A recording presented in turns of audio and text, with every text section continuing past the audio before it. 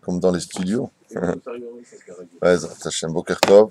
On est quel jour aujourd'hui? Mardi, hein, le 18 mars, bien entendu, et le Tetzaïn, le 16 du mois de Adar Bet, Bezrat Hashem. Ce soir, c'est le mariage de Sandrine, Bezrat Hashem, la femme de notre communauté, le souhaite de monter sur la choupa et que je le mérite de marier, à qui on souhaite un grand Mazel Tov. J'aimerais aussi remercier ceux qui nous soutiennent par le biais de PayPal. Mon appareil bug, donc je ne peux pas voir les noms, sinon je sais qu'il y a eu un don de temps et de temps. Je ne veux pas, Chas Shalom, donner des srumim, c'est pas le but. Mais comme je ne peux pas voir les noms, je voulais leur dire simplement que je remercie de tout mon cœur pour le soutien qu'ils nous apportent ici à cet endroit qui est, comme le disent beaucoup de gens qu'on ne connaît pas et qui rentrent ici, il y a la Shrina dans cet endroit. C'est ce que disent pratiquement tous les gens qui rentrent ici, les rabbanim de Bnei Brak, de Yerushalayim. Ils disent Baruch Hashem, tu savais ça? Baruch Hashem, on a reçu une personne, Tamit Racham Gadol, qui est venu la semaine dernière, qui restait comme ça, choqué, il a regardé autour de lui, il a dit ici la Shrina. Baruch Hashem. Top! Quand on travaille les Shem Shamaim, on ne peut attirer que de bonnes choses. Ici à Talishmaya. Sans plus tarder, aujourd'hui, nous allons faire un cours sur la paracha de la semaine, parachat Shmini, et on verra que Bezrat Hashem, malheureusement et heureusement, le malheur des uns font le bonheur des autres. Sans plus tarder, nos deux halakhot de la journée, et bien entendu, sans oublier, je dédie ce chiour pour remercier et pour leur donner du mérite à leur mazal de ceux qui nous soutiennent sur PayPal, même si je n'ai pas encore vu les noms, qu'ils me pardonnent.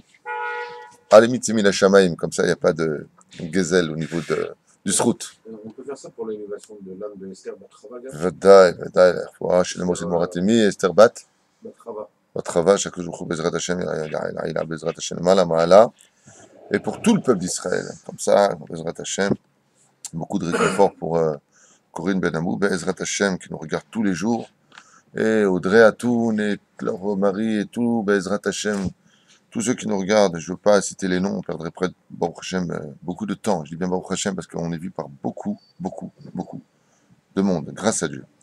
Alors, Im Taba'at Rotetzet Aim, Slicha. Aim, il y a déjà une halakha ici que je n'ai pas vue. Kshesh Me'at Seva Al Yadav, Aim Zen Irshav Khatitza, si une personne a un peu de couleur sur les mains, est-ce qu'on pourrait considérer, s'il a de la couleur sur la main, par exemple, il n'a pas un appartement, donc il a de la couleur, il veut faire un etilat yadayim, il veut manger du pain. Est-ce qu'on pourrait considérer ici qu'il a khatitza, c'est-à-dire il a quelque chose qui chotzetz benehem, c'est-à-dire qui sépare l'eau des mains, parce qu'il faut que l'eau pénètre les mains. C'est-à-dire l'akpid, shibishat anetilat, lo ya al yadav davar chotzetz. Il y a lieu de faire attention qu'il n'y a aucun intermédiaire entre l'eau et la main. Bediavad shenatalim davar chotzet, imu mi'ut Veno makpid alav yesh lakel. Si maintenant ce qu'il a était tout petit et que de toute façon, Mimélé, il n'est pas mahmir, c'est-à-dire que s'en fiche lui-même, on n'a pas quelque chose qui l'aurait dérangé, par exemple, c'est lui un rendez-vous à la banque et qu'il aurait cette peinture, est-ce qu'il l'aurait enlevé absolument avant d'aller voir le banquier ou est-ce qu'il l'aurait laissé? Si dans ce cas précis, ce qu'il avait dans la main, il l'aurait laissé, il aurait tendu la main, il n'aurait pas eu de problème avec ça, et que c'est petit, on peut considérer que Bidi Avad, il a fait une silatanim comme il faut.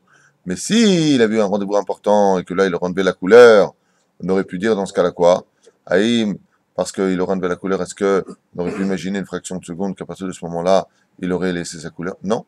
Ah, c'est important pour toi. Mashma, que pour l'utilisation d'Aïm, c'est pas moins important, donc tu devras le retirer. Une fois de plus, on voit que l'homme est livré face à sa décision. Tov, Apadazot, Luyab, Matzavo, Shel Kol Adam, Shim, Osek, Bemtsaout, Shemitachlech, Ototadir, Kemotseva, O, Sofer Stam, il donne ici un autre exemple aussi. Il dit ici maintenant, par exemple, ce qu'il fait lui, c'est peindre le bâtiment, ou alors qu'il écrit des mezuzot la journée ou des Sifrei Torah. Il va avoir toujours ses mains dans la couleur, dans l'encre. Donc, pour lui, ça fait partie de son métier. Il dit, ce n'est pas considéré comme étant chatzitza, ce qui fait qu'un peintre bâtiment peut tout à fait aller faire son Netilat Yadayim avec sa couleur sur les mains, si vraiment c'est son métier et que ça fait partie de sa vie au quotidien. Velachen nashim shetzavaot sepornaim yacholot litol et yadayim imtseva. C'est pour cela que vous avez compris qu'une femme qui a donc du rouge aux ongles, enfin du rouge aux ongles, on appelle ça du rouge aux ongles, même si c'est pas bien, je rappelle de mettre du rouge sur les ongles, c'est provocateur. Les couleurs sanoa, il faut mettre des couleurs pudiques et non pas du rouge provocateur, j'en profite pour le dire. Et c'est pour ça qu'une femme donc qui a du rouge aux ongles, on peut faire un étilaté, mais on ne considère pas ça comme une khatitsa parce que ça fait partie de sa vie de tous les jours, ça fait partie d'elle-même d'une certaine façon. Voilà. Aïm taba'at rotetet ben etilat elaim. Est-ce qu'on peut considérer qu'une bague serait une khatitsa pour le netilat elaim? Taba'at she'oddanin על האצבע באופן קבוע, אינו חוצץ. טבעת רגילים להוריד בזמנם שמצאים כמו בשעת לשעת הבצק, הרי חוצצת. Comme vous le savez, pour une bague, si on a une bague qu'on n'enlève jamais pour une femme, bien sûr, les hommes en général ne portent pas ni bague, ni d'alliance, ni quoi que ce soit. Pourquoi? Ce sont selon certaines déotes, ce sont des vêtements de femmes. Comme ça, c'est marqué l'otilbash kli. Kli, ça veut pas dire vêtements, ça veut dire ustensile ou toute chose. Donc, ça comprend aussi les bijoux. C'est les bijoux qui portent des femmes. Les hommes, on porte ni des gourmettes, ni des chaînes, ni des bagues. Maintenant, si vous voulez le faire, ce n'est pas interdit. Pourquoi? Parce qu'aujourd'hui, la majeure partie c'est devenu un peu unisexe. La majeure partie des hommes et des femmes le font. Aval Kikaron, un homme ni porte des bagues, ni porte tout ça. Une montre uniquement. Pourquoi? Parce que ça nous donne l'heure. Avant, on ne porte pas des bijoux, nous. D'accord? Ni les gourmettes tunisiennes, elle est très très grosse. Quand tu fais comme ça, on voit une montre avec des diamants. Voilà, malo. Une montre avec des diamants, c'est plus beau sur une femme que sur un homme. Nous, les hommes, Be'ezrat Hashem, on doit être ornés de l'étude de la Torah. C'est le principal. Maintenant, il y a des femmes qui sont Be'od Makpida pour que les maris aient l'alliance. Alors, dans ce cas-là, quand l'Echad va voir son rab, il pose la question, est-ce que je dois mettre l'alliance ou pas? Ce qui importe, c'est que le jour de la choupa, sous la choupa, le mari ne mette surtout pas l'alliance.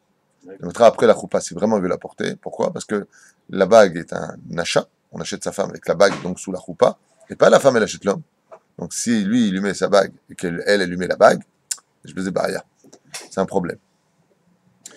טוב, אם הטבעת יקרא והאישה חוששת להוריד אותה לפני הנטילת, יכולה ליטול ידיים עם הטבעת, להזיז אותה וליטול שוב כדי שיכנסו המים לחלק המכוסה. עד כאן ישוננו היום.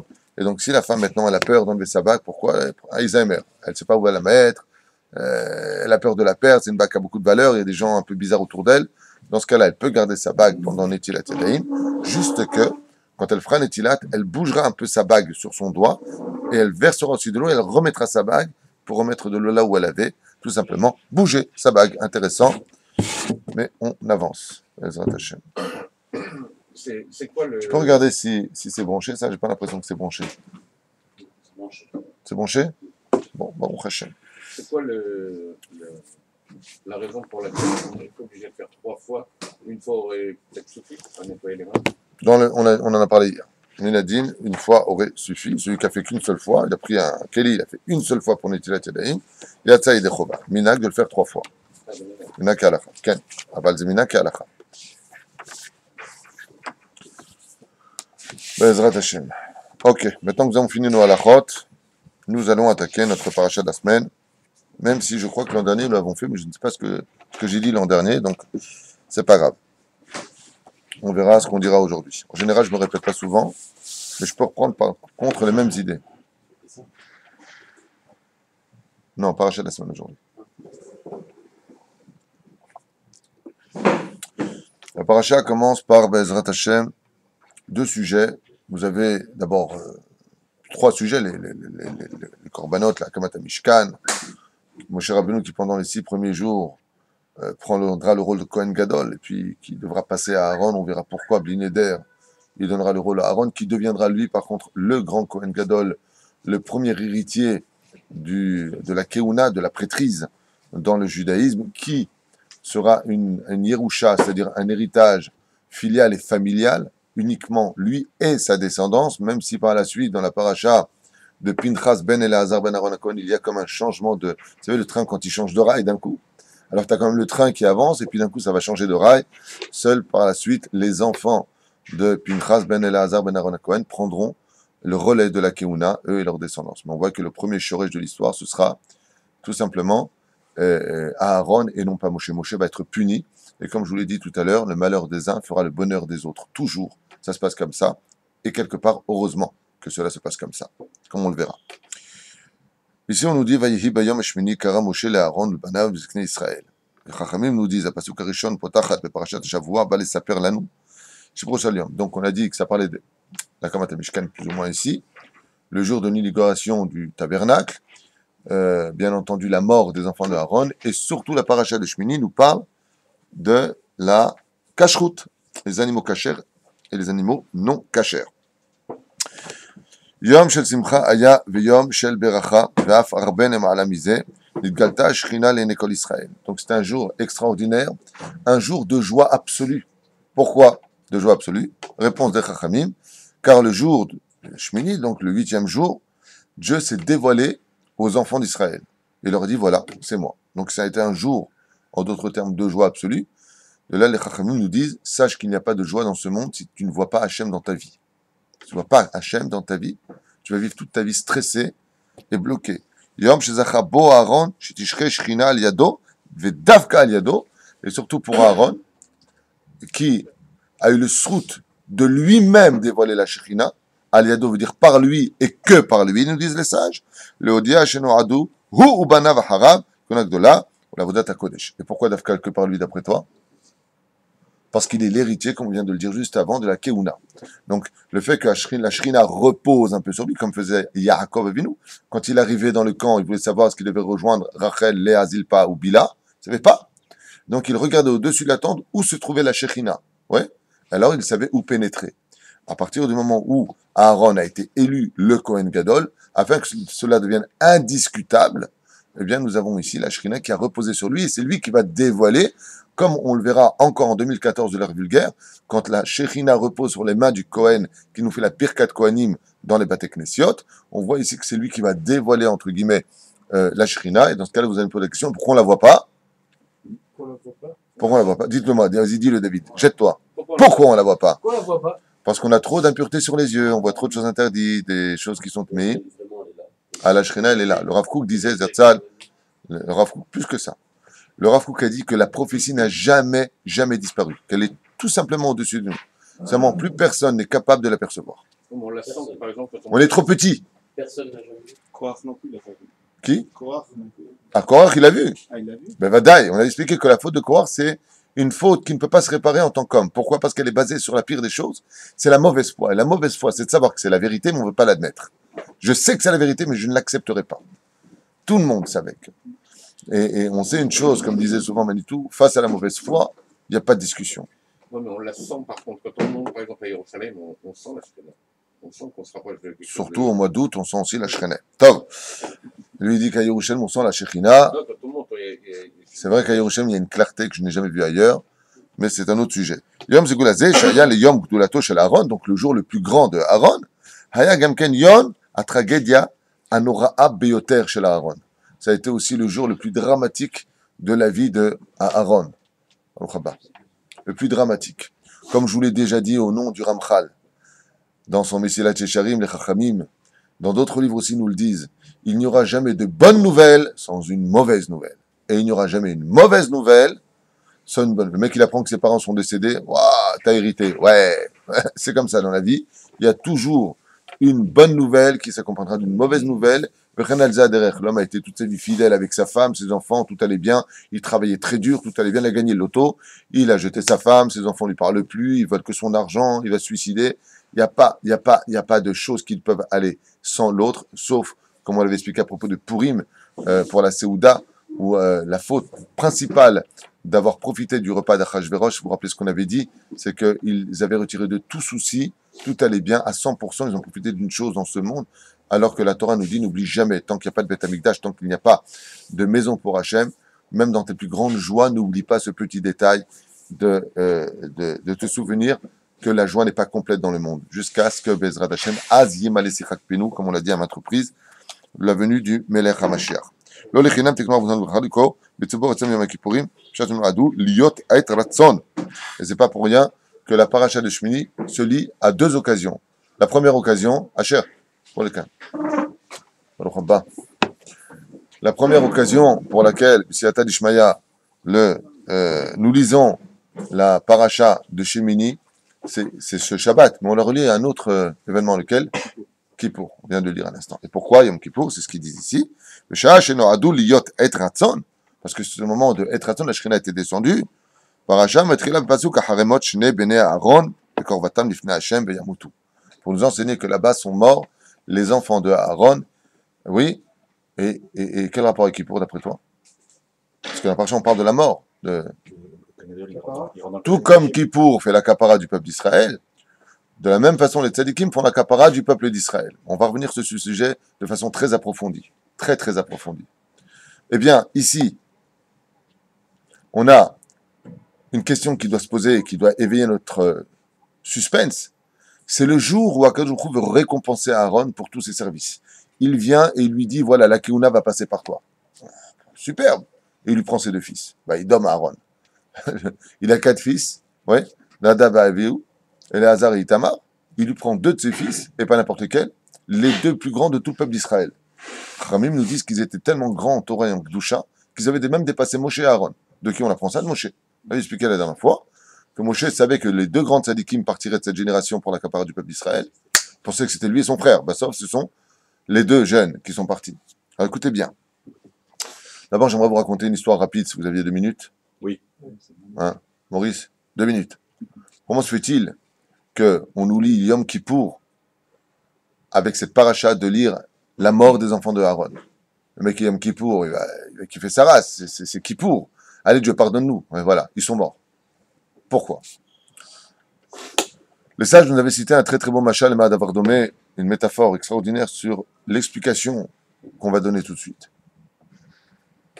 Un jour, un roi qui avait un royaume parfait, tout allait bien dans son royaume, il n'y avait pas le moindre défaut, s'était rendu compte qu'il y avait tout sauf une chose. Il y avait des petits médecins, mais il n'y avait pas le médecin. Alors il a demandé, dans tous les autres royaumes, si une personne serait intéressée à devenir le médecin personnel du roi, mais qui soit le plus grand professeur.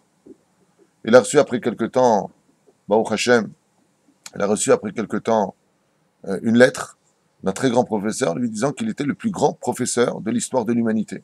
Bien. Pour honorer sa présence, le roi a organisé un très très grand festin, très grand banquet comme ça. Mazal Tov, Siman Tov. Et le roi lui dit, après quelques bonnes heures de discussion, alors, puisque vous avez fait tellement d'études et que je vois qu'apparemment vous avez des réponses à tout, est-ce que quelqu'un a une petite bronchite ici, une petite angine, quelque chose? Et puis voilà que il y en a un qui lève la main et l'autre il dit, il y en a un qui a un petit bobo, il y a un petit panari. Un panari et une angine. Venez ici les 2. Je vous en prie, faites-nous voir un petit peu votre talent. Pas de problème. Un monde comme ça, comme des fous, tout le monde observe. Il lui prépare une potion, il dit bois, il boit. Il dit bois, il boit. Vous voyez qu'après quelques instants, les 2 meurent. Les 2 sont morts. Le roi stupéfait n'en revient pas.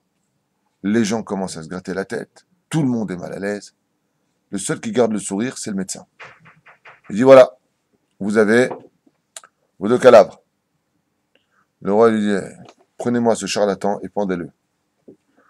Les parents très très outrés, une situation terrible. Et lui monte sur la potence avec une corde autour du cou. Il dit j'aimerais simplement dire au roi que ce que j'ai fait en l'honneur du roi. Il dit attendez, ramenez-le ici. Qu'est-ce que ça veut dire ça? Tu tues 2 personnes qui n'ont pratiquement rien, un panari, maximum. Tu coupes un peu, tu fais sortir le pus, tu mets un pansement, il y a des pommades. On connaît, on n'a pas besoin de toi. Toi, on t'a fait venir parce que t'es le meilleur. Et tu le tues. Il dit, mais j'ai un problème. Pendant que vous me parliez pendant des heures, tout le monde m'observait. Vous savez ce que les gens disaient? Je lisais sur la lèvre, maintenant on pourra faire ce qu'on veut. Parce que quoi qu'on fasse comme bêtise, il y aura toujours un médecin pour nous sauver. Alors quand je vois que de plus en plus les gens commencent à se saouler, il y en a qui ont commencé à sauter du pont, il a dit Maxime, je casse la jambe, c'est pas réparable, on a le médecin. Non. J'ai tout remis en question, Gvod Amelech. J'aurais fait comprendre que même s'il y a le meilleur médecin du monde, on doit faire attention à notre propre santé, on doit faire attention que le professeur, il peut commettre aussi des erreurs. Même si en réalité, j'aurais commis aucune erreur. Je les ai tués, monsieur, volontairement. Qui est ce roi? C'est Akadosh Baruch Hu. Qui est ce médecin? C'est le Misbéach. Le Misbéach fait la capara de toutes les fautes. C'est ce même Misbéach, c'est ce même endroit, ce Kodesh HaKodashim, ce Met Hamikdash, qui fait la réparation, qui a tué les 2 fils d'Aaron. Parce que le peuple a dit, maintenant qu'on a l'endroit pour faire les caparotes, c'est sûr qu'on peut faire ce qu'on fait toute l'année. Voilà pourquoi on est ça Kippour. Pour ne pas que celui qui croit que Yom Kippour, je vais faire tout ce que je veux toute l'année, je vais perdre Averot, Kippour va venir, on va faire le capara. Tu sais ce que tu lis à Kippour? La mort de 2 fils d'Aaron. Pour t'enseigner que Kippour aussi, il peut venir te donner une tannée au lieu de te sauver. Ne compte pas sur Kippour pour te sauver des Averot de l'année. De la même façon que ce qu'il a fait le médecin, il est venu, il les a tués volontairement dans cette paracha. C'est pour ça qu'à travers la joie de Aaron, s'est passé quelque chose de tragique, qui en réalité à créer le bonheur des uns pour les autres. On a marqué comme ça ici. Haïmot ben Aaron. ומרומם יעלו את זכרם וצטערו על מיתתם בשעת קריאת כראוי מובטח לו, כך אומרים רבותינו זכרם לברכה, מוריד דמעות על מיתתם שלא ימותו בניו וחייו. Et de là il dit aussi qu'un homme se doit de verser des larmes Bezrat Hashem de son vivant et prier toute sa vie que ses enfants leur aleinu velo alechem ne partent jamais avant lui, que le seder du monde soit que les parents partent et que les enfants ensuite et que les petits enfants qu'un seder, et surtout pas le contraire. Amar Rav Shmuel bar Nachmani dans la Gemara. Kol shivat yamim haya Moshe Rabbeinu omed lifnei asne she'eno uchal. Alors ici on pose la question, on dit dans ce cas-là, pourquoi si Aaron il a pris les 6 jours de l'inauguration, 7 jours plus exactement, de l'inauguration, il a pris 7 jours, pardon, Moshe Rabbeinu, où il a été le Kohen Gadol, le 8e jour c'est passé à Aaron. Il pose la question, il dit, c'est un autre sujet, excusez-moi. Il dit, pourquoi est-ce que dans ce cas-là, Moshe Rabbeinu il a perdu sa keuna? Rav Nachmani il dit, Kol Shivat Yamim, Aya Moshe Rabbeinu Omed, Lifnei Asne, Ve'eno Uchal. Contre ces 7 jours-là, Moshe Rabbeinu s'est tenu devant le Sne, c'est-à-dire devant le buisson ardent qui ne se consumait pas. Aya Kadosh Baruch Hu mefatet Moshe Rabbeinu bedvarim le'ler b'shlichuto leMitzrayim. Et pendant ces 7 jours-là, Dieu l'a convaincu, Moshe Rabbeinu, d'aller en Égypte pour sauver les enfants d'Israël. Gam itmol, gam shimchom, gam me'az devarticha al abdecha. J'ai parlé avec toi et il n'y a rien qu'à changer. Gam itmol, yomaim, gam shilshom, shlosha yamim, gam me'az devarcha. Yom nosaf, varie shisha yamim. ובيום השביעי, le 7e jour, אמר משה רבנו לקדוש ברוך הוא, שלח נביא תשלח. Il a dit quoi? T'as qu'à trouver un autre pigeon pour aller faire ce que tu demandes. Bon, Moshe Rabbeinu, c'est bizarre qu'il parle comme ça à Dieu. Shelach beyad tishlach. Envoie par une autre main que moi. D'accord? Pourquoi il lui dit ça? Parce que Moshe Rabbeinu voulait sauver les enfants d'Israël. Moshe Rabbeinu, il voulait pas qu'on sorte les Juifs de la galoute Mitzrayim pour les envoyer en Babylonie, en Perse, en Grèce ou à Édom, et pour finir à Ishmaël. Donc sa cause était honorable. Aval, malgré tout, il a répondu avec chutzpah à Hachem, et Dieu lui dit, Amar la kadosh chayecha, shani tzorera lecha, bechnafecha, ainu, eskor lecha et adebarim. Puisque tu as osé me répondre comme ça, lui dit Hachem, ne t'inquiète pas, la parole, c'est comme une balle qu'on lance en l'air, ça retombera tôt ou tard, et là, ça retombe en Moshe. Moshe est persuadé qu'il est le Kohen Gadol, et Dieu lui dit, stop, 7e jour, 7 contre 7, passe la keuna à ton frère. Amar Rabbi Levi, et Matai, Amar la kadosh baruch hu, kol shiva yemei chodesh adar, et on voit aussi un autre cas où Moshe Rabbeinu va payer, c'est que pendant les 7 jours qui précédaient à sa mort, la parasha de Vaïtranan, où là-bas, de Aleph Be'adar jusqu'au 7e jour du mois de Zaïn Be'adar où il est décédé, il a demandé à Kadosh Baruch Hu de rentrer en Israël. Tu ne passeras pas le Jourdain, pour lui faire payer son audace de lui avoir répondu le jour du Sne. Rabbi Chelbo nous dit, Kol Shiva Yemei Amiluim, Aya Moshe Rabbeinu Bishamel B'Keuna Gdola, Ukstavur Sheloi. Il a pensé que c'était pour lui la Keuna. La Keuna Beyom, Hashivei Amarlo Akadosh Baruch Hu, Lo Shel Chai. Au bout du 7e jour, il dit non, c'est plus 7. Tu as dit, Shelach Beyati Shlach. Tu as dit, envoie par quelqu'un d'autre. C'est ce que tu as dit. Alors pour Yoshua Binoun, c'est lui qui ira pour toi en Israël. Pour la Keuna, ce sera Aaron. Ce que tu as dit, je vais le faire. N'oubliez jamais qu'avec Hachem, c'est du taekwondo. Ce que tu veux utiliser dans tes arguments avec lui se retourneront toujours contre toi. Ne crois pas le battre. Ce que toi tu dis, ça se retourne contre toi. Mais il n'y a pas aussi un effet que quand Moshe Et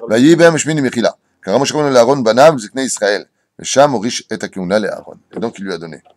il n'y a pas un effet que quand Moshe Rabbeinu descend et que Aaron est tellement sa mère pour son petit frère, parce que quelque part c'est à lui que reviendraient les honneurs, Hachem lui donne quelque chose que tout Moshe qu'il il ne pourra pas faire. Il lui donne la Keuna en sachant que, pourquoi? Parce qu'il a été sa mère de la chance que son petit frère a eu de l'approche. Il le sera, mais malgré tout, parce que c'est pas ce que c'est, toi, servir Hachem comme Moshe Rabbeinu. Imagine que tu as extrêmement faim, mais extrêmement faim. D'accord? C'est quoi ton plat préféré? La loubia. D'accord? Imagine maintenant qu'il y a juste un plat de loubia. Qui arrive? Ton fils. Mais toi, tu as une faim de loup maintenant et c'est ton plat préféré. Alors tu vas lui donner. On est d'accord? Tu vas lui donner. Et lui va manger devant toi. Comment tu es, toi? Un de le boule, on la mange. Mais t'as très très faim là, hein, je te dis. Bon, tu vas manger avec lui. Là, on lui dit non, tu manges rien, tu donnes à lui. Alors, il va être content, et malgré tout, c'est dur. C'est une dure épreuve. Ce que je comprends pas, c'est que Moshe Rabbeinu, c'est le tzaddik par excellence de toutes les générations. Il n'y a pas eu plus grand que celui qui est. Ok. Et malgré tout, il prend des kléha comme personne. Après. On va y arriver. C'est un sujet très très long. Le cours d'aujourd'hui pourrait durer des heures parce que je vous ai préparé quand même, juste avant d'arriver là, en quelques minutes, du Soda Hashmal, un peu de droite, de gauche. C'est un sujet qui est très très profond et qu'on va éclaircir. Pourquoi Béhémet et Tzadikim payent si cher leurs erreurs? Et vous allez voir qu'en réalité, dès qu'on devient un vrai Tzadik sur terre, on devient le responsable de faute de tous les enfants d'Israël. Il y a en cela toutes les âmes d'Israël. C'est pour ça que d'être Tzadik, c'est peut-être super qu'on se fasse embrasser les mains, God arabe, super. Pas du tout. C'est la meilleure chose et la plus difficile des choses qui puisse arriver à un homme d'être grand dans ce monde. Très dur. Et dans tous les sens du terme. Et bien, Mishmini, Tsarich la date, Maïta Mamar Vayehi. Et là, il y a marqué, Vaïbem Mishmini, le jour de l'inauguration du tabernacle. Oui. Eh bien, pourquoi marqué Vayehi? Vayehi, ça veut dire il fut. Mais ça veut dire aussi, il y a eu un malheur. Alors, il dit le malheur, il dit comme ça, Haré. Le Maseret Megillah est marqué là-bas, Marabi Levi. Davarze, Mesoura Biademu. Manchek Neset Dagna, comme chez les Vayehi. On sait que ça veut dire un malheur. Il pose la question pourquoi. Il dit, Vaïe, même chez nous, Zéou, Yom Tiratam Shel Nadav Aviou, Zéou Ayat Saharam Shel Israël, et Moshe Rabbeinu. Alors, maintenant,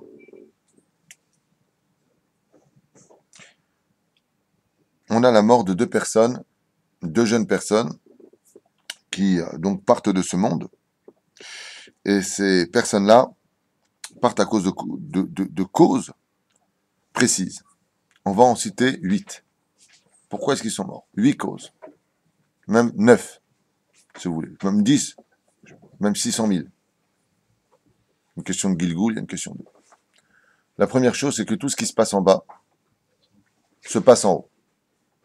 Si tu fais un korban en haut, en bas, tu apportes un animal, tu mets sur le misbéach, il faudra apporter quelqu'un qui monte sur le misbéach d'en haut. Le Zohar nous dit qui monte sur le misbéach d'en haut? Les tzadikim. Comme c'est le jour de l'inauguration, et qu'il y avait 2 animaux qui devaient monter sur le misbéach, il fallait donc 2 tzadikim qui soient dignes de monter sur le misbéach d'en haut. Vous vous rappelez l'histoire de Sarah, qui s'évanouit et dégringolait les escaliers, quand elle comprit que son fils descendait du misbéach. Le Zohar nous dit, elle eut craint que son fils ne soit pas digne d'être sacrifié pour Dieu. Donc elle a eu peur quand elle a vu redescendre. Elle n'était pas, ah mon fils il est sauvé. Elle dit, quoi, tu redescends, t'es pas digne, t'as une faute? Donc il fallait 2 personnes exceptionnelles. Étant donné que sur terre, on allait faire le sacrifice, le Kohen Gadol dans les cieux, qui n'est autre que l'ange Michael, devait trouver 2 tzadikim qui soient dignes d'être sacrifiés. Donc les 2 tzadikim étant sur terre devaient quitter leur corps pour pouvoir monter. Autre explication. Il fallait qu'ils quittent leur corps pour pouvoir aider Pinchas plus tard. Car Pinchas, seul, au niveau de son âme, n'aurait pas pu tenir l'épreuve de Cosbi Batsour avec Zibri Ben Salou, dans la paracha de Balak. Donc il fallait 2 personnes pour le soutenir, un peu comme Chour et Aaron soutenaient Moshe. Il fallait qu'il rentre en lui. Comment tu veux qu'il rentre en lui s'ils sont déjà dans leur corps? Donc, encore une explication. Le malheur des uns fera le bonheur de l'autre. Vous allez voir que ça va beaucoup plus loin. Alors maintenant, ce qu'on va faire, c'est un décortiquage de tout cela. On va rentrer un petit peu dans le sod de l'étude pour rentrer dans le vif du sujet. Je vais essayer de me concentrer plus sur ça parce qu'il y a tellement de choses à dire à côté que j'ai peur de vous embrouiller.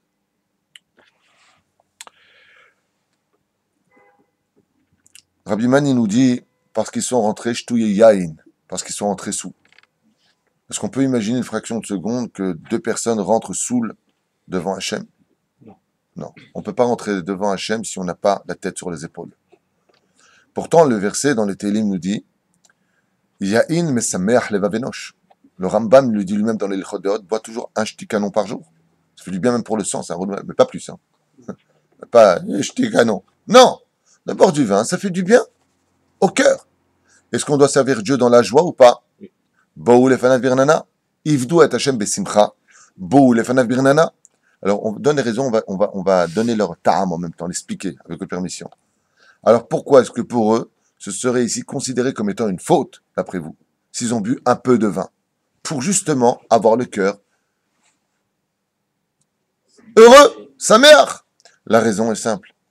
C'est que devant Hachem, quand tu atteins un niveau très élevé, tu ne dois pas avoir besoin d'intermédiaire pour trouver la joie. Et c'est considéré, même si tu as bu shtouye yain, ça peut dire shtouye yain, ils étaient imbibés de vin. Ils avaient bu du vin. Mais ils n'étaient pas rentrés saouls, pas du tout chas v'shalom. Ils étaient rentrés avec la quantité de vin nécessaire pour avoir le sourire devant le service divin. Et ça, à leur niveau à eux, c'est considéré comme une faute. Quoi, tu as besoin d'un intermédiaire pour servir Dieu dans la joie? Ça, pour eux, c'est une faute. Shtou yayin. On avance, ça fait déjà 3 explications. Rechitzat yadaim veraglaim. Ils sont rentrés sans se purifier, ni les mains, ni les pieds. D'accord? Bien, Shomrim.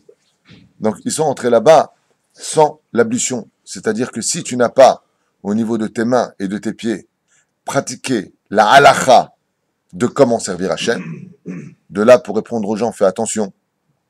Ne dis pas la Torah elle est dans mon cœur, la Torah elle est dans ma tête, t'inquiète pas, Dieu est dans mon cœur. Si tes pieds ne t'emmènent pas dans la halacha, al tikre alichot et la halachot, ne lis pas les lois, mais dis marche sur le chemin de la Torah. C'est comme le mec qui fait, il mange du pain, il dit merci Hachem, il mange. Il a fait la mitzvah? Non. Est-ce que c'est toujours un voleur? Ouais. Et l'intention, c'est ce qui compte. Oui. Mais l'intention ne compte que quand l'action, les mains et les pieds de l'homme sont purifiés pour accomplir ce que veut Dieu, comme on l'a dit la dernière fois. C'est à travers le biais de la halakha que tu peux trouver ton créateur. J'insiste énormément sur cette nekuda. Tu ne peux pas être un serviteur de Dieu si tu ne connais pas la halakha. Il faut respecter la halakha et après penser. Mais ne pense pas avant d'avoir lu la halakha.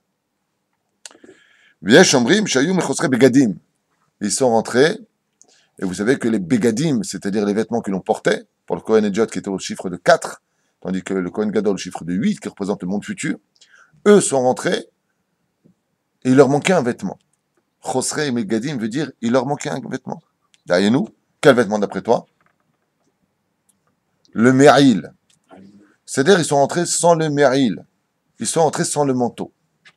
Et le manteau, lui, faisait une capara. Parce que je vous rajoutais maintenant quelque chose, tout de suite, pour vous faire comprendre que le Me'il était important pour eux. À la limite, ce que je vais vous dire va peut-être vous choquer. Selon certaines opinions, s'ils étaient rentrés avec le Meril, c'est-à-dire le manteau que Kohen Gadol devait porter, ils auraient peut-être eu la vie sauve, malgré tout. Pourquoi? Parce qu'on leur aura reproché de faire du Lachon Hara, du Motzi Shemra sur Moshe et Aaron. Et là, c'est un sujet où on peut partir des heures. Ils ont commencé à dire, ouais, quand est-ce que vont mourir ces deux vieux pour qu'ils soient remplacés par des jeunes, en parlant de lui et de son frère. Donc ici, ils ont ouvert leur bouche du mauvais côté, même si c'était les Shem Shamaim. S'ils avaient porté le Me'il qui faisait la capara du Lachon Hara, aurait annulé cette faute qui a été retenue dans les cieux. Donc Chosre Me'il, maintenant on comprend pourquoi. Pas simplement au niveau des vêtements qui manquaient pour servir le divin, une fois de plus la halachot prescrite, mais aussi dans le sens où ils n'ont pas pris le seul antibiotique de leur méfait, de leur Lachon Hara. Donc ce Me'il-là a eu un effet incroyable. Je sens déjà cher Cohen qui est en train de me dire comment est-ce que deux tzadikim... Merci. Comment je sens, C'était trop fort. C'était trop fort. C'est sorti par les peurs. C'est pour l'envie de servir et non pas par la jalousie, je pense, à leur niveau. C'est pour envie de servir et par la jalousie. Alors, voyons ce que dit pour répondre. Je ne vais pas ouvrir les livres, hein, bien sûr. Ce que je dis, je vais le dire Baal Pé avec ta permission. C'est des choses qu'on a étudiées il y a tellement d'années. Mais on pourra les rappeler parce que c'est tellement beau. La Torah, c'est comme un rendez-vous fatal. Quand on est heureux de rencontrer la femme de sa vie, ou qu'on est heureux d'avoir eu le nouveau numéro de quelque chose qui nous intéresse, on le retient à vie. Quand on est intéressé, on n'oublie pas. Sachez-le. Ah, il y a une super bonne mémoire. Pas une question de mémoire. Si tu aimes, t'oublies pas. Ouais. Moi, je sais parce que quand je dis à quelqu'un, comment s'appelle ta belle-mère? Oula, c'est bon signe. Ça veut tout dire. Non, tu vois, des fois, tu fais bracha. Béni, c'est ma femme. Alors, Sarah Bat, ah oui, Jacqueline. Tu sens l'amour dans les lèvres. Bien, alors, pour répondre à ta question quand même, parce que c'est une énorme question à savoir, comment est-ce qu'ils auraient pu dire, quand est-ce que vont mourir ces deux vieux, qui est encore une faute qu'il aurait retenue ici, hein? Comment c'est possible? Eh bien, ils ont commis une erreur fatale, qui aujourd'hui encore se répète de génération en génération. Ça s'est répété avec Kennedy, quand il a été assassiné. Pourquoi est-ce qu'il a été élu? Pourquoi est-ce qu'il est passé? Vous vous rappelez des slogans de l'époque? Oui. Il faut du sang jeune pour comprendre la génération. Il n'y a pas une pensée plus goy, plus assimilée, plus anti-logique que ça. C'est faux et archi-faux, c'est l'anti-Torah par excellence. Et cette faute-là, eux, vont lancer les premiers de l'histoire juive. Les premiers à penser une chose pareille, ça va être justement Nadav et Avihu, avant Korach, qui vont dire ils sont des générations d'avant, ils ne comprennent pas. Aujourd'hui, il faut du sang neuf. Il faut des jeunes qui comprennent les jeunes. Non. Moshe Kibel Torah Misina Yumsara Yoshua. Tu ne peux pas avancer, toi, le jeune, dans ton avenir si tu n'as pas ton père qui l'a pris de son grand-père. Tu dois aller sur le chemin des grands. Regardez au-dessus de nos têtes, on a que des personnes des siècles précédents. Le Chida Kadosh, le Ben Ishraï, tous les grands de la Torah.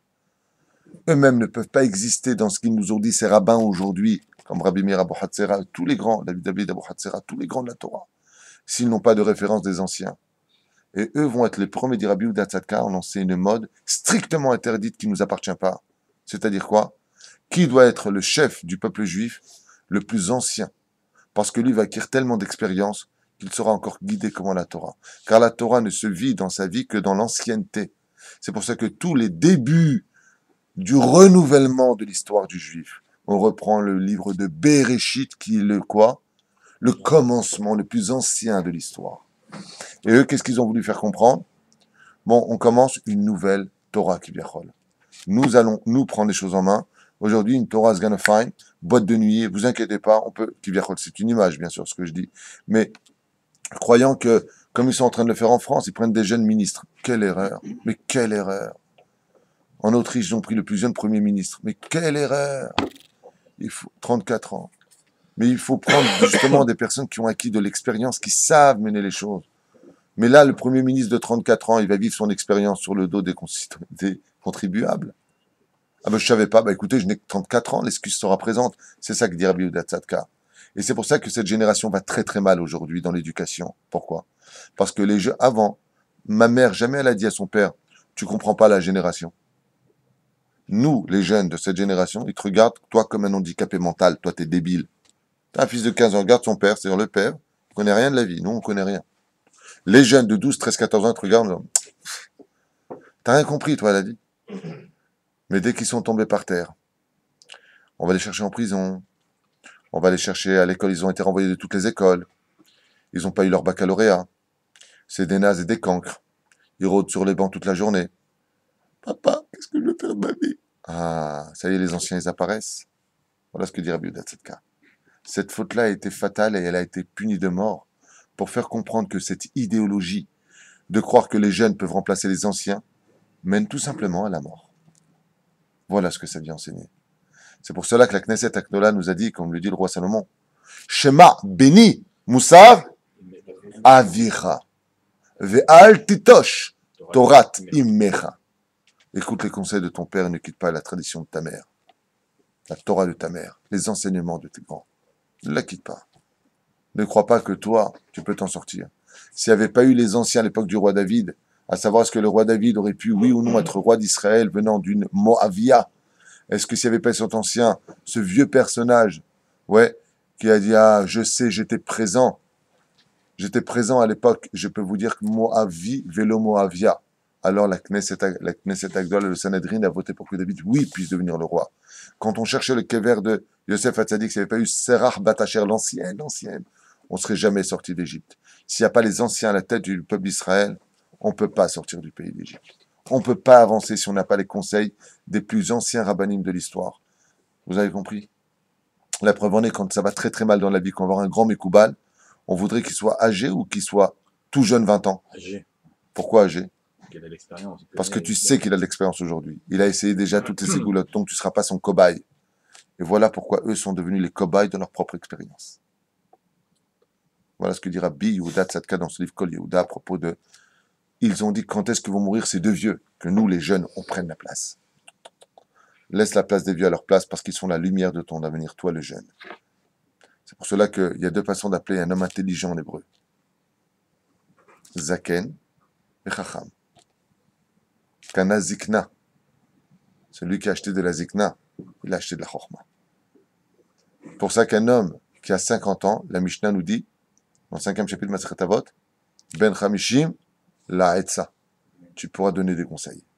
Qui t'a dit qu'il est capable? Il est devenu un peu ancien. Déjà, comme disent les Chachamim, à 50 ans, on a un pied sur terre, un pied dans la tombe. On commence déjà à tomber de l'autre côté de l'histoire. Jusqu'à 50 ans, on monte, après, on commence à redescendre. Prépare-toi bien à quitter ce monde avec tout ce qu'il te faut dans tes valises pour repartir dans les meilleures conditions du monde. La Reine Be'ezrat Hashem, c'est l'exemple qui nous est donné ici. Je referme cette parenthèse pour répondre à ta question. Comment est-ce qu'on peut faire une chose pareille? Il y en a qui disent, tu sais pourquoi ils ont été punis? Parce qu'ils n'avaient pas eu d'enfants. Lo olidu banim. Et pourquoi le olidu banim? Quel rapport avec les enfants? Vous savez que quand on se marie, il y a le he chez la femme et le yud chez l'homme. Ish, isha.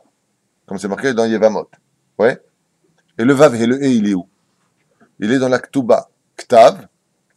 Normalement, c'est écrit ktav. La ktuba, on aurait dû lui dire ktav, c'est-à-dire la lettre, l'écriture. On appelait ça ketuba. Donc, qu'est-ce que j'ai rajouté dans le mot ktav pour arriver à ketuba? Le vav et le he. Ce qui fait que quand ce soir, Bezrat Hashem, j'aurai le souhait de marier ce couple merveilleux, ils vont réunir le Shem Havaya, Yud Ke Vav Ke, grâce à l'homme et la femme et à la Ketouba. Mais en réalité, il va falloir les concrétiser, la Ketouba. On la met dans un tiroir, on ne peut pas le mettre dans un tiroir. Donc comment est-ce qu'on fait naître Hachem dans la famille?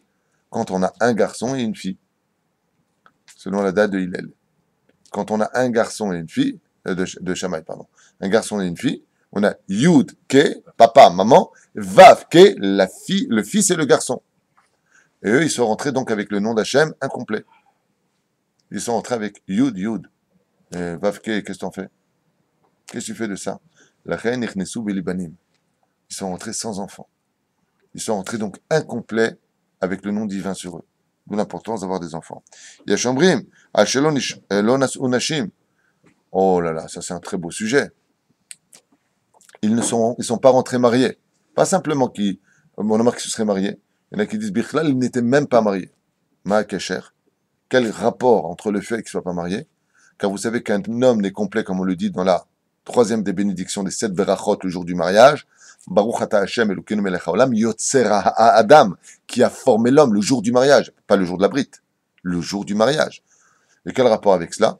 Parce que les Chachamim nous ont dit, fais attention, tu dois trouver l'amour d'Hachem à travers ta femme. C'est quelque chose d'incroyable. Mais le couloir qui mène l'homme à rencontrer Hachem sur le misbéach, sur le feu, c'est son épouse. Comme on dit une femme en hébreu, Isha. Ça s'écrit comment? Aleph, Shin, He. Divisé seulement en deux, Esh, Hachem. Feu divin. Comme ils n'ont pas aimé leur femme parce qu'ils n'en avaient pas, ils n'ont pas pu trouver Hachem. C'est pour cela qu'un homme ne peut être appelé Rabbi dans ce monde. C'est-à-dire, il a en lui le titre de Rabbi, aussi que quand, ou Rav, que quand il est marié. Sinon, Elisha ben Abouya, ben Azaï, ben Zoma. Le titre, il est où? Rav. Il n'était pas marié, donc incomplet. On avance. V'yesh omrim, al shiro halacha bifnei Moshe. Tout celui qui dit une halacha devant son Rav, il est chayav mita, il est mis à mort. On n'a pas le droit d'enseigner une halacha devant son Rav. Verim brourim, des choses simples. V'yesh omrim al shayu malchim, ve'omrim, ce que je vous ai dit tout à l'heure, matin mutush ne azakenim alalou, Moshe ve'Aaron, ve'ani ve'ata, noagim srara ala tzibour. C'est nous qui allons diriger le tzibour, nous nirfif, pas comme eux. V'yesh omrim, al avon aigel, sha'asa Aaron, garam lahem. Alors écoutez bien. Là, ce que je veux dire, c'est un peu dur à entendre, mais je suis là pour vous enseigner une Torah de vérité. Ils sont morts, tout simplement, d'accord, mais parce qu'il fallait que quelqu'un paye la faute du veau d'or. Et ceux qui vont payer la faute du veau d'or, c'est eux.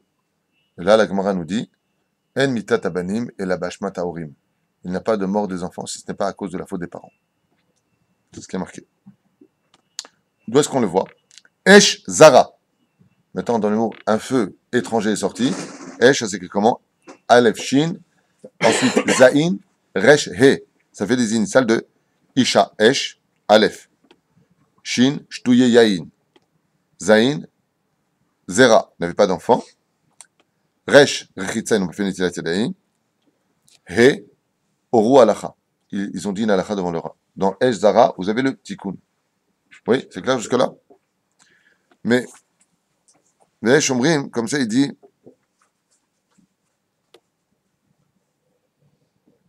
attendez, je me suis noté quelque chose ici. Shaya Ose la M. Ah oui, d'accord. Comme c'est marqué là-bas, pourquoi aussi le feu est sorti? Il dit parce que tout celui qui fait du Lachon Hara, Gechalim Ba'aru Mimenu. Il mangera celui qui a fait du Lachon Hara dans ce monde, on lui fera manger des braises dans le monde futur. Donc le feu est sorti et il a pénétré leur narine, il leur a brûlé en d'autres termes de l'intérieur. Kemo Shenehema, quand Kemit Lale, Ayoru zekenim chitim mavet. Donc il y a un verset qui dit comme ça, Meitanecha ma yosif lach, lachon remiya, chetze giborim shunim, im gachale retamim, ולכן נדונו גם המה באש, ואילו היה להם לבוש מעיל, ce que je vous ai dit tout à l'heure, ils auraient tout simplement été sauvés. À cause d'une autre chose, Gassé Ruach Verotze La'alot Ma'ala Ketabaat Ha'esh Aola Le Ma'ala. Alors pourquoi est-ce que le feu les a consommés? Car le feu fait toujours monter, comme l'orgueil de l'homme le fait monter. Autre chose, Iaola Al-Mogda, c'est marqué parce que le feu doit toujours monter vers le haut, il se maintient toujours comme on l'a dit la semaine dernière. Kol Amidgaye Nidon Ba'esh, car c'est marqué que tout celui qui se comporte comme un orgueilleux sera jeté dans le feu, dans le Gehinam.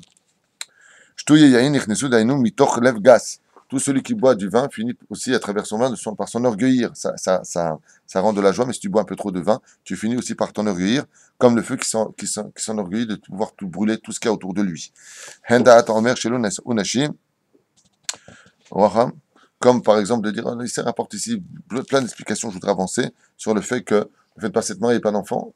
Ani, qui vient chol. Ou là, je bijat jemet eshlo ayou. Ah, et cette explication-là, écoute-la bien, elle est très très belle. Shlomo, elle est pour toi. T'es prêt? Il y a cette explication. Ve'ilu shibishat met esh ze ayu me'aririn ba'esh ha'egel ki ishlich sham Aaron et haza'av ve'yatza ha'egel hazeh vechashvu shali de esh zara na'aseh nes al yado. Cette explication-là, c'est un chidush atzum. Elle est extraordinaire. Écoutez bien. Qu'est-ce qui s'est passé pendant la faute du veau d'or? Il y avait une cuve remplie d'or. Et puis voilà que le feu a chauffé. Et de ces flammes qui entouraient cette cuve d'or est sorti un hegel. Donc qu'est-ce qu'ils ont fait? Ils ont cru que ce feu étranger avait fait le hegel. Parce qu'il est sorti de lui-même, et non pas le tas. Le fait qu'il ait jeté l'écriture, vous savez, la plaquette avec l'écriture, à l'échor. D'accord? Il pensait que c'est le feu étranger qui avait fait un nes. La reine ba'esh zara le'anishotam. Ce sera ce même feu étranger qui viendra les punir. Mida keneged mida le batla. יפה מאוד. השם ידע מחשבות ליבם. אש זרה הם המקריבים לפניו. דנם באש כדרך שנאמר, ויסחוף אותו באש. Et comment il a été détruit le veau d'or? Il a été jeté dans le feu. Contre le veau d'or qui a été jeté dans le feu viendra pénétrer aussi Nadav et Avihu. Zainyan. Alors, bien sûr, maintenant on va passer à l'autre livre. Je vous ai dit tout à l'heure que le malheur de l'un faisait toujours le bonheur de l'autre. Quel rapport avec les tzadikim, les pauvres? Combien on se doit d'honorer nos tzadikim, de les aider, de les respecter. Pourquoi? Parce qu'ils portent sur eux le fardeau du peuple d'Israël. Ce seront eux les premiers qui viendront payer. Alors écoutez bien ce qu'il enseigne ici. Une partie du Zohar, une partie des Chachamim, c'est un mélange de Gemara, de Zohar, et de Midrashim, et de Gemara. C'est marqué aussi Souka ici. Il est marqué comme ça, Mitat Tzadikim, à propos de la mort des Tzadikim, Shishkula Gena Tzadikim, Srifa Bet Elokenu. Quand on a marqué dans Rosh Hashanah, à la page 118 à Moudbet, il y a marqué là-bas, quand un Tzadik meurt, c'est comme si que le temple avait été une fois de plus brûlé. Donc on comprendra ici que les Tzadikim sont comparés au Bet Amikdash. Qu'est-ce qu'un Tzadik? C'est un Bet Amikdash de par lui-même. Oui, vous avez compris ça. Donc vous avez facilement compris maintenant pourquoi Rabban Yochanan ben Zakkai, quand est venu le Kessar, vous savez, l'empereur, qui n'était pas empereur, qui était centurion à l'époque, ou gouverneur, quand il est sorti, qu'est-ce qu'il lui a dit Rabbi Yochanan? Non, c'est pas ça que je veux dire. D'abord, c'est pas, ça c'est Irmiyahu, c'est autre chose, on comprend pas tout. Non. Qu'est-ce qu'il lui a dit? Gloire à l'empereur! Vive l'empereur! Là, tu dis, t'es malade ou quoi? Qu'est-ce que t'es en train de me dire? Vive l'empereur! Je suis pas empereur! Il lui a dit, vive l'empereur! Il dit, arrête ou je te... Au même moment, arrive un cavalier qui surgit du fond de la nuit, avec son parchemin. Vive l'empereur! Vive l'empereur! Vive l'empereur! Qu'est-ce qu'il y a? Le Sénat vient de te nommer après la mort de l'empereur, fut le nouveau empereur de Rome. Il lui dit, oh punaise, au fond de l'humanité. Crénom du Dieu, incroyable. Il dit, le juif, viens ici. Tu peux demander 3 choses, je te les accorderai. Vous savez ce qu'il a demandé à un médecin pour Rabbi Tzadok, Yavne et la vie des Chachamim. On le laisse étudier la Torah. Il pose une question, il dit, mais je comprends pas. Pourquoi il n'a pas demandé qu'ils ne détruisent pas le temple. Premièrement, comme ils savaient que c'était un décret divin, il n'aurait pas pu l'annuler. Et deuxièmement, pourquoi il n'a pas demandé qu'on détruise le temple? Parce que, pour la raison que je viens de vous dire, un tzaddik dans cette génération, il est à lui tout seul le temple. Donc si il avait demandé que le temple ne soit pas détruit, qui serait mort? Les tzaddikim. Mais le temple, il n'enseigne pas la Torah. Mais les tzaddikim, eux, ils enseignent la Torah. Donc, en contrepartie de la faute des enfants d'Israël, quand le peuple d'Israël faute énormément, ici je ne veux pas vous lire mot à mot, ce serait dommage, mais sachez qu'il y a lieu de vraiment s'inquiéter. Dieu nous amène les hyènes autour de nous, les mauvaises choses, les animaux nuisibles. Vous avez compris de quoi je parle, de qui je parle? Ouais. Pas besoin de dire que je parle de... La reine, il va falloir frapper quelque chose. Dieu, il a frappé les pierres, il a frappé le bois du Beth Amikdash, qui vont former l'entité du Beth Amikdash. Mais l'âme, il va la laisser vivre. C'est pour ça que jusqu'à aujourd'hui, on prie vers l'âme du Beth Amikdash, qui est la Shrina. Elle est toujours là-bas. Mais la matière a disparu. Donc depuis qu'il n'y a plus de temple, Dieu va frapper quoi? La matérialité. Donc il va frapper les corps des tzadikim, et l'âme vivra toujours. Elle va monter prier. Donc qui vient payer pour la faute des autres? Que les tzadikim. Tout comme le temple est venu faire ta kapara le jour de Tisha B'Av, au lieu que ce soit toi qui sois détruit, peuple d'Israël, ce sera la pierre. Heureusement que ça a été la pierre. Maintenant qu'il n'y a plus de Beth Amikdash, alors il va falloir prendre très très soin. Ce qui fait que quand une personne faute et qu'elle dit moi je fais ce que je veux de ma vie, qu'elle sache qu'elle vient de condamner un tzaddik à partir plus vite de ce monde. Faites attention. C'est pour ça que si tu pleures pas le jour de la mort d'un tzaddik, il est mort pour rien, puisqu'il est mort pour toi. Tu le regrettes même pas. Ouais, bah, ouais. Non seulement tu as fauté, c'est toi qui l'as tué, mais en plus de cela, il est mort pour rien, parce que tu regrettes même pas. T'as pas fait de tchouva. Vous avez compris? Aharatov azeh à Lebanon. Lama nikra Lebanon. Pourquoi on appelait le Beth Amikdash Lebanon? Qui mal bin avonotem chez l'Israël, parce qu'il blanchit les fautes du peuple d'Israël, comme le tzaddik, qui blanchit par son étude et sa tzidkout. Vous vous rendez compte qu'un homme qui ne faute pas dans ce monde, il blanchit les fautes des autres. Quand Rabbi Yochanan ben Dossa, par son mérite, toute la terre était nourrie, par son mérite à lui. Rabbi Yochanan ben Zakkai, Rabbi Akiva, tous les plus grands d'Israël ont maintenu le monde sur leurs épaules, à l'image d'Atlash chez les mythos. Et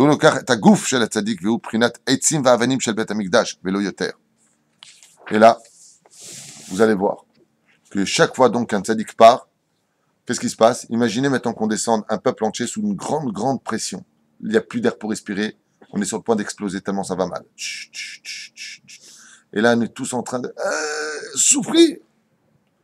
Le tzaddik, quand il part de ce monde, il fait ça. Il refait monter tout le peuple à la surface. Pourquoi? Parce que sa mort va effacer toutes les fautes.